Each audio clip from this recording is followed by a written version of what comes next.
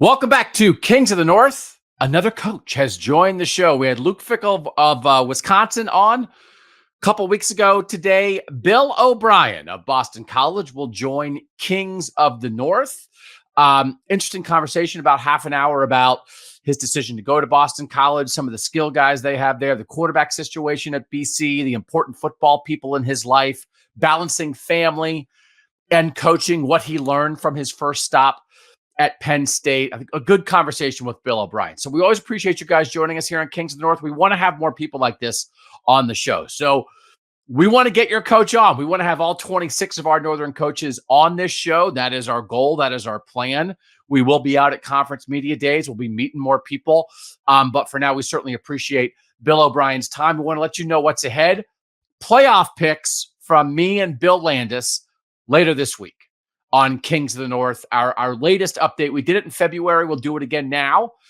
What we think the 12-team playoff will look like. And then ahead, we have a show planned for next week about sister schools. What's a school in the South that is like a school in the North? Notre Dame is like what Southern school? Michigan and Oregon are like what Southern school? Boston College and Syracuse are like what Southern school? So we'll have that ahead. And then again, we have a very special thing. We're going to start doing look back shows. 1994, Colorado, Michigan, a rewatch of that game. That is ahead on Kings of the North as well. For now, though, it's Bill O'Brien joining us on Kings of the North. Joined now on Kings of the North by Bill O'Brien, head coach of the Boston College Eagles. Bill, thanks for your time on our show today. I appreciate you guys having me. Thank you. So, Bill, what we want to do here, right? We talk about Northern football on this show, and I want people to understand how good Northern football is. I want to contextualize, celebrate Northern football, and I think it's good, to get to know the people that matter here. So, sure. I want to start with this for you. How did you come to love football? We know you're from the Boston area. What was it? Was there a person in your life? Was there a team that you were on? How did the sport get into your blood? Yeah, that's a great question. My dad played football at Brown. He came from a football playing family. His dad played football. His dad played semi-pro football in South Boston for a team called Pierre Marquette in the early 1900s. My older brother played football at Brown. I played football at Brown. But my dad gave us our love of football. We watched football, ever since I can remember, every Saturday, Sunday. My dad liked college football a little bit more than pro football. So, interesting. He loved the fact that unfortunately, he passed away a couple months ago, but he was at the Boston College press conference. He was so happy because he loved Jack Bicknell and Tom Coughlin. But my dad gave me my love of football. Absolutely. No doubt about it. And I can't leave out my mom because my mom loved football too. So I went to a lot of football games with mom and dad. So your dad knew that you were the head coach at Boston College before he passed? He did. He actually made it to the BC press conference where they announced me. And then he was 90 years old. He had a great life and he passed away about a month after that. Oh my gosh. Yeah. That is, it sounds like an amazing life. Yeah. But there's a lot of full circle here for you at Boston College, obviously, but even that part of it for him to know, hey, my son's the head coach at Penn State. My son's making the playoffs in the NFL as a head coach. My son's with the Patriots. My son's at Alabama. But what did he think of you being the BC head coach? He loved that. Obviously he grew up in this area and he had a lot of great friends that either went to Boston College or were heavily involved with Boston College. So he was very proud of the fact. And obviously he was a great Irish Catholic man.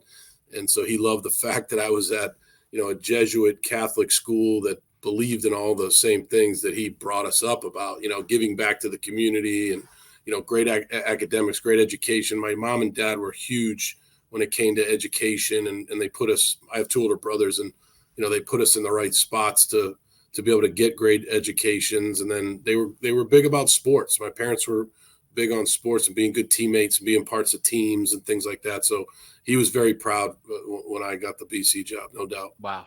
That is unbelievable. Yeah. Bill, you understand all this then so well. Again, your grandpa's playing semi-pro ball in Boston in the 1900s. You're born for this, man. This is so good. No doubt. It's very cool. Very cool.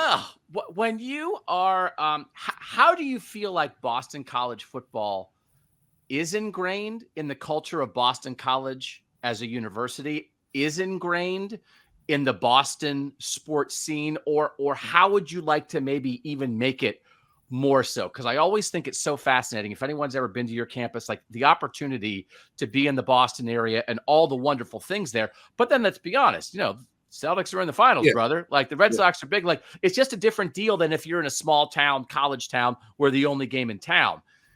Where do you think BC fits in? How can you even get people more excited about BC football? Yeah, no, we have to do a better job. There have been a lot of times in the different eras of BC football where Boston College football has been a big part of the Boston landscape.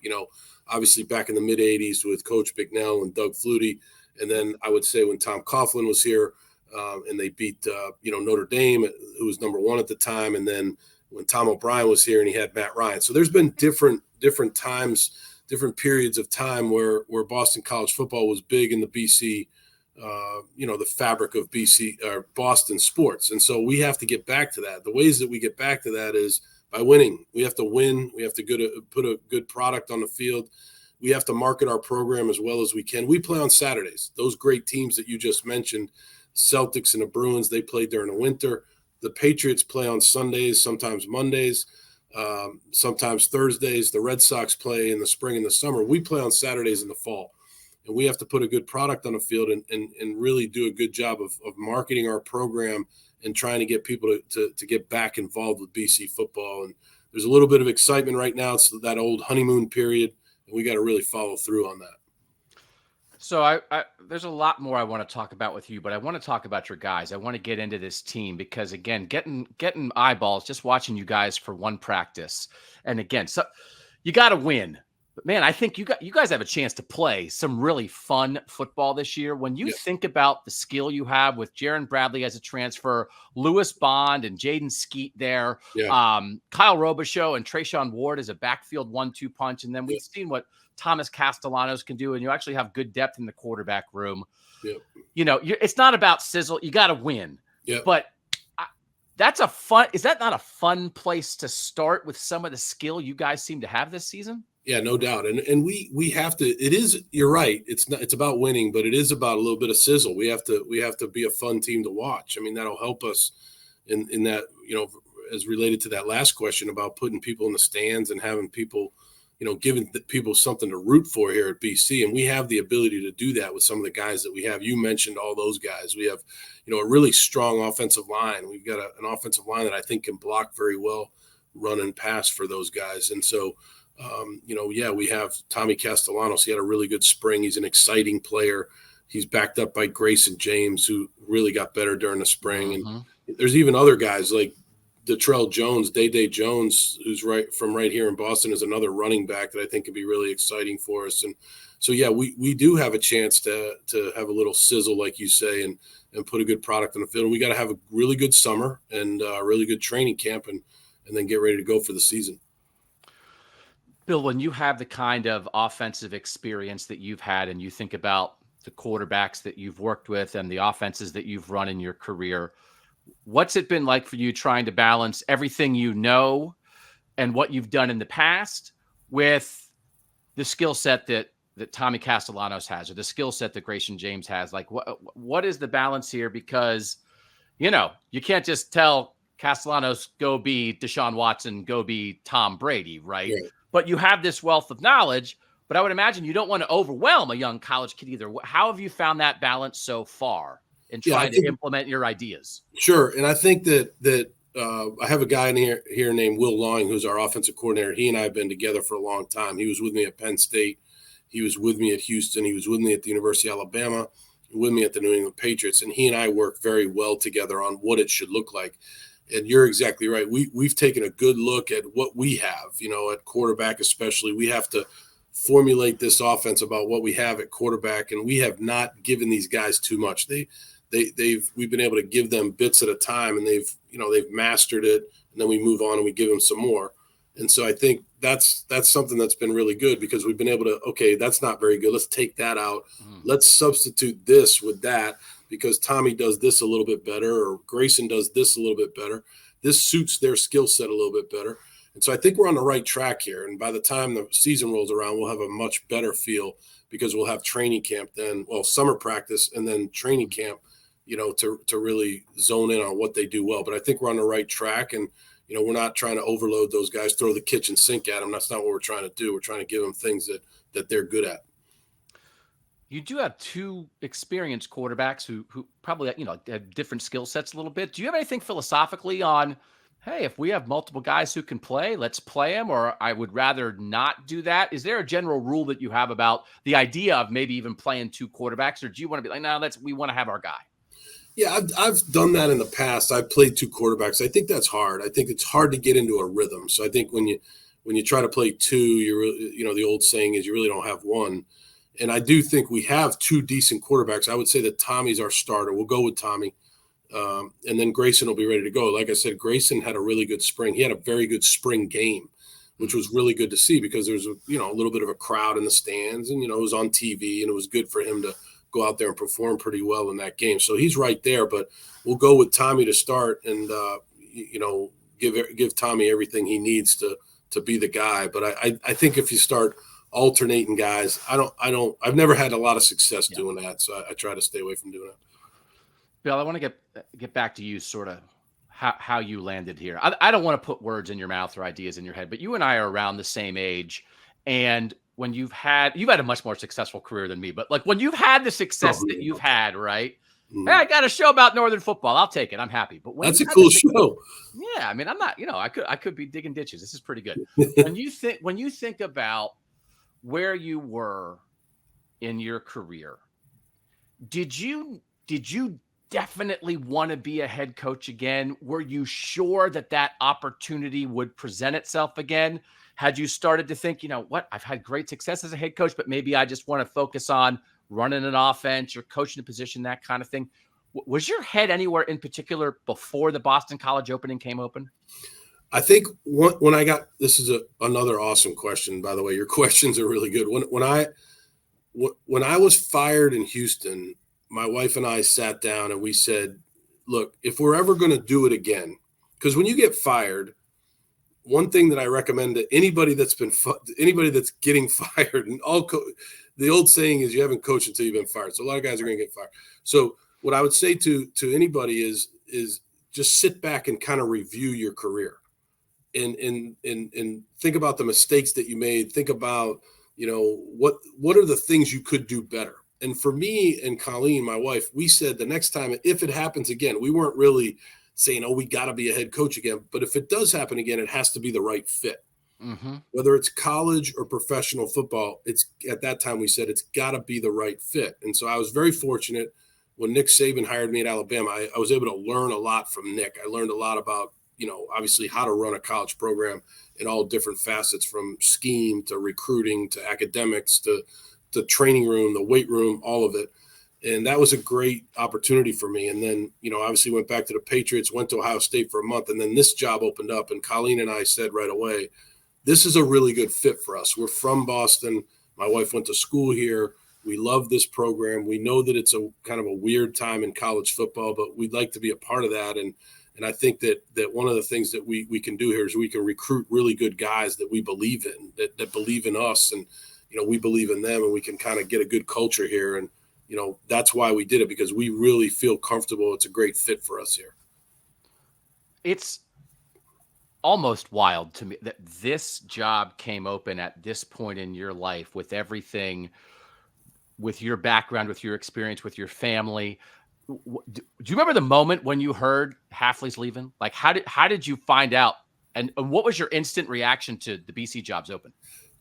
My wife was in Columbus, Ohio, and we were actually looking for a condo in Columbus. Okay. And we were out to dinner, and the ticker said, Coach Hafley's going to Green Bay, which is a great opportunity for Jeff. And then immediately my phone started ringing because, I have a lot of friends that are involved, either played here or involved with BC football. And so, things started happening pretty quickly. And I always, for the rest of my career, no matter what happens here, I have a lot of respect and gratefulness towards Ryan Day at Ohio State. He was awesome. He coached here in the past, so he understood, the pull it had for me to Boston. And, he was great. He was patient, and it was a long process. It was about a 3-week process to get the job. And, he stayed patient, and I always thank him for that, but I'm glad it ended up the way it did.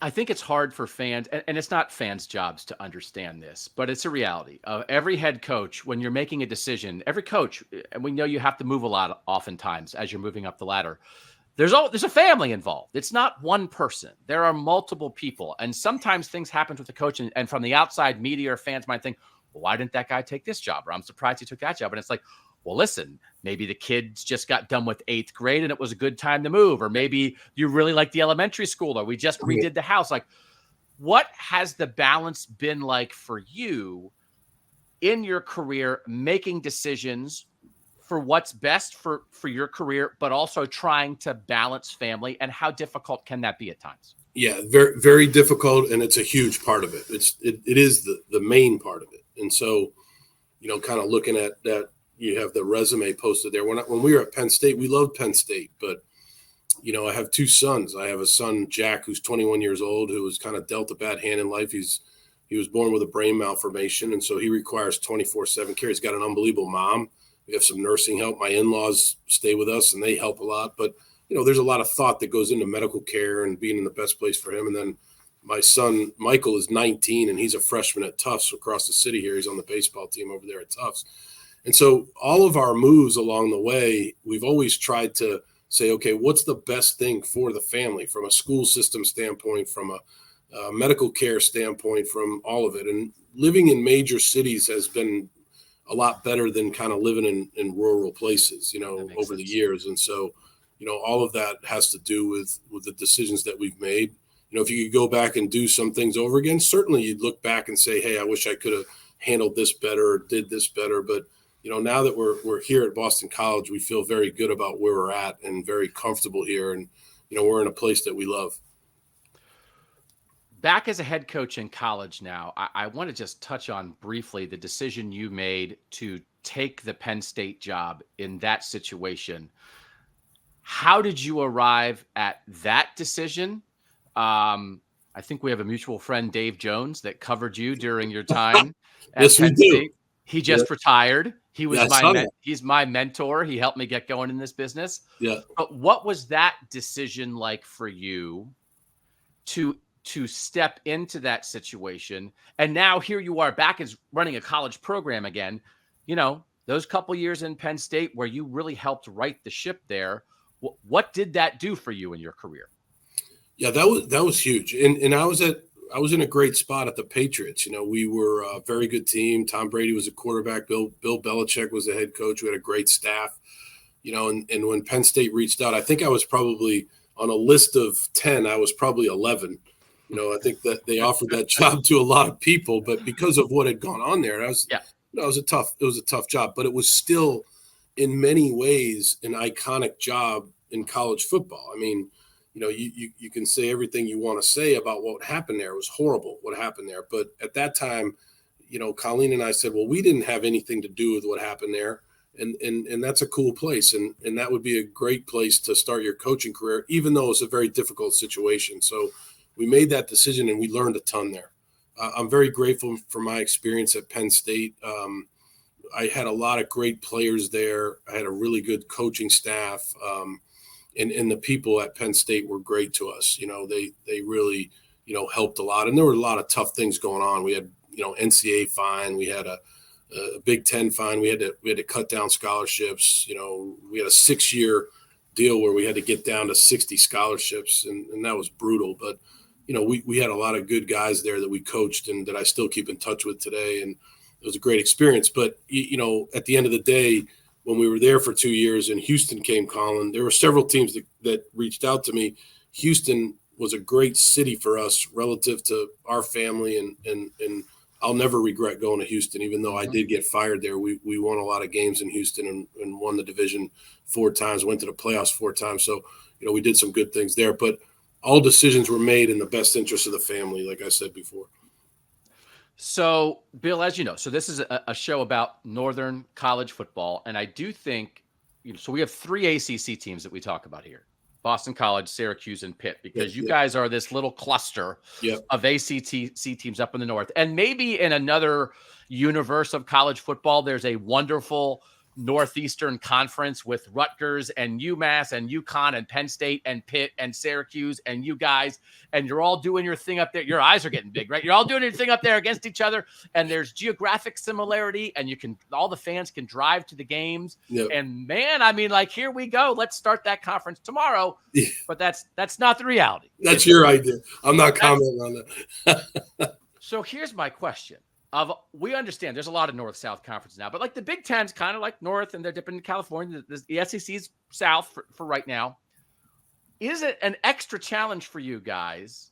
And I don't want to put words in your mouth. Part of the definition for me is, does it snow at your school? If it snows at your school, you're in the North, and we want to talk about you, because I think you can be at a college where weather is either a plus in recruiting. Oh my gosh, it's a gorgeous December day. Or at times, weather can maybe be something to overcome. And I've talked to a lot of Ohio State players over the years who say the first time I ever saw snow is when I came on my visit to Ohio State, because I'm from Florida. Right. So you're in a conference with teams in Florida and South Carolina and North Carolina and Georgia. Yeah. I don't know, man. It feels like you've got a little bit of a hill to climb when, geography is geography. It gets cold in Boston. Yeah. I understand the point you're making. And we tell it like it is here. We sell what we are. We sell the fact that, we're a school that we believe can play really good football, has a top 10 degree, in our opinion. When you come to Boston College, you're getting basically, in my opinion, the equivalent of an Ivy League degree. And we do a great job here. And that's kind of the theme of Boston College, is a man for others. We teach our guys about giving back to the community. And then we sell that, we're in the city of Boston. We're 15 minutes from downtown Boston. And yes, we experience 4 seasons. Yes, in December and January and February, it gets cold. There's no doubt about it. It snows and it's definitely cold. But then, right now, for instance, the beginning of summer here, over my shoulder, it's a beautiful day. It's 80 degrees in Boston. The May is better than April weather-wise. May gets a lot better than April. And then obviously the fall, when October and November roll around, that's a beautiful time with the foliage and everything in Boston. So we use that to our advantage. And, look, if it's too cold for a guy, then that's probably not the guy for us, to be honest with you. We need guys that embrace the 4 seasons and are willing to play in every element. If you want to play pro football, you better be ready to play in the elements. You're going to play in Kansas City, an AFC championship game. It's going to be 5 below zero, or New England, or New York, or you're going to play in Chicago in December. If you dream of playing pro football, you better get used to playing in the elements. And so we use that as part of what we sell. You're exactly right. That absolutely should be a selling point for Northern teams of, like, I mean, listen, man, like, you're not going to be warm your whole life if you're trying to be a professional football player. So maybe get used to it now. I also am curious about the future of this. As we know, we're getting toward revenue sharing, direct payment of players. We know NIL has come in. I do think there are some Northern schools, maybe especially in urban areas, where there are opportunities here now. And that, again, there are great little college towns all over the place. But now to say, okay, I'm in Minneapolis, Minnesota. I'm in Boston, Massachusetts. I'm in Pittsburgh, Pennsylvania. There are some Northern schools with opportunity in this kind of world where players can get paid in varying ways, where I think there's real opportunity here. What do you think the opportunity is ahead for Boston College specifically in this new version of college football? Yeah, Boston College, you're right. We have a great niche in that universe. I totally believe that. We will be involved in whatever ends up being decided. I know that our administration is very unified when it comes to, we can be in that top echelon of college teams, relative to, the NIL and whatever comes of that. But we have to do, going back to what I said before, we have to continue to sell what Boston College is all about. Like, okay, you come to BC or anywhere you go, you have a chance to make some money in this name, image, and likeness, or whatever ends up happening with revenue sharing. No doubt about it. But in the end, your college degree is the one thing that's going to get you to where you need to get to, whether it's going to graduate school or the job force. We have basically a 98% graduation rate here. And kids that graduate from here that go right to the workforce, their average starting salary is $85,000. I mean, so you've got, a place here that is going to put you in a position and put you into a powerful network of people. So we talk a lot more about that than we do the NIL. We're a part of the NIL world, but that'll never be what BC's all about. It'll be a lot more than that. And I just gave you an example of when you graduate here with the degree from BC, you got a real chance to have a successful life, because football doesn't last forever. And so we talk a lot about that with our guys. And I think that's a message that we're going to continue to improve upon, but really sell as we move forward here.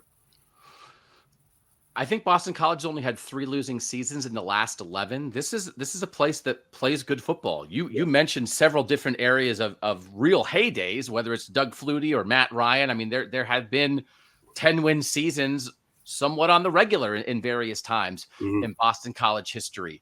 I don't want you to put a ceiling on your program. Like, possibilities are endless, but you can win at BC. Right? If there are people watching who maybe don't understand what Boston College football is, like, this is a program that usually wins more games than it loses and is very competitive.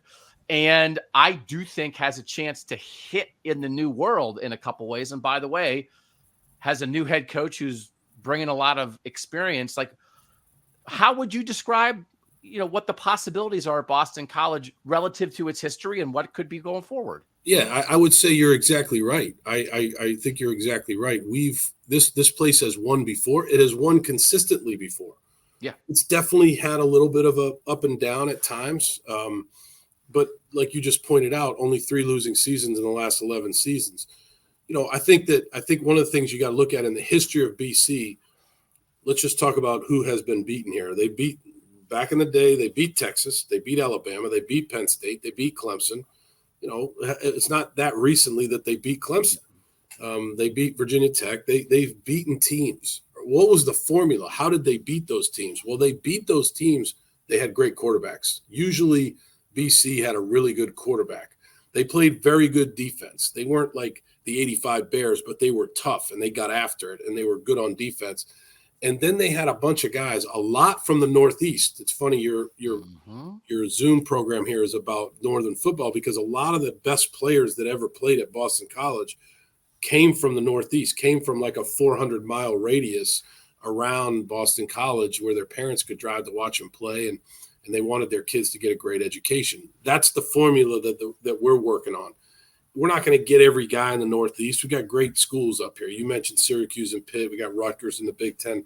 But if we can find those guys that want to be here, that take a lot of pride in playing for BC, we can win with the formulas that have done in the past, that have won in the past. And so, that's what we're trying to do. And we'll see if it works. We're going to stick to it and be consistent with it. But like you said, BC's won in the past. I feel good about the team that we have coming back this year. I think we got a decent football team. Health will play a big role in that, but I do think we have a really good football team. And so, we want to get off to a good start this year.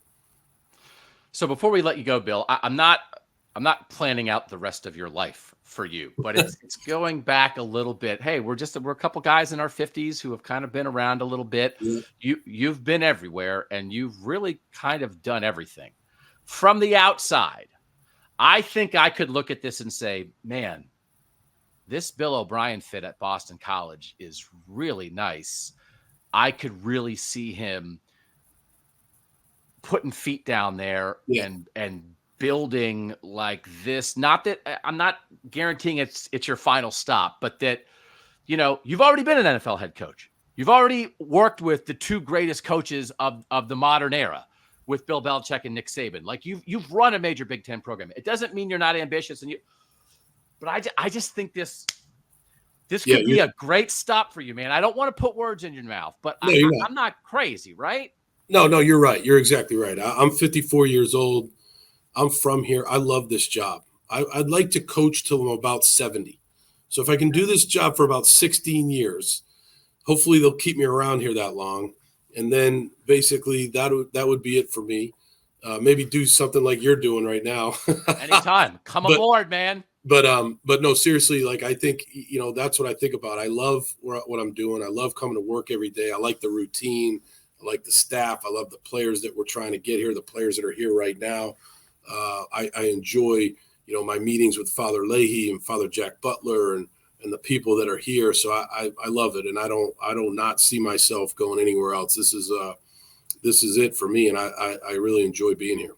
Yeah, that's great, man. Well, I'm glad it all worked out for you. Certainly would have been great for Ohio State to have you, but it felt too good. And I think Boston College is in a great situation with you. And man, I'm telling you, man, like we were doing some drafts of like, hey, like best skill guys in the North and that kind of thing. It's like, listen, brother, if there were trades in college football, people will be knocking on your door. Yeah, there would be trying to trade for some of your skill guys. That is not a joke. No doubt. No, I agree with you. So, Bill O'Brien, thank you for your time here. And we'd love to have you back on. And again, whenever the coaching thing doesn't work out, you've got an open invite. Join us here. Doug. I really appreciate you guys having me on. That's awesome. Thank you. Thank you, Bill. Yep. See you guys. So thanks so much to Bill O'Brien for taking time out of his day to join us here. We like talking to people that matter in Northern college football. So we'll have more coaches on. For now, thanks to our producer, Mike Yorostowski, as always, for making us look good and sound good. Thanks to Bill O'Brien. I'm Doug Lesmerises, and that was Kings of the North.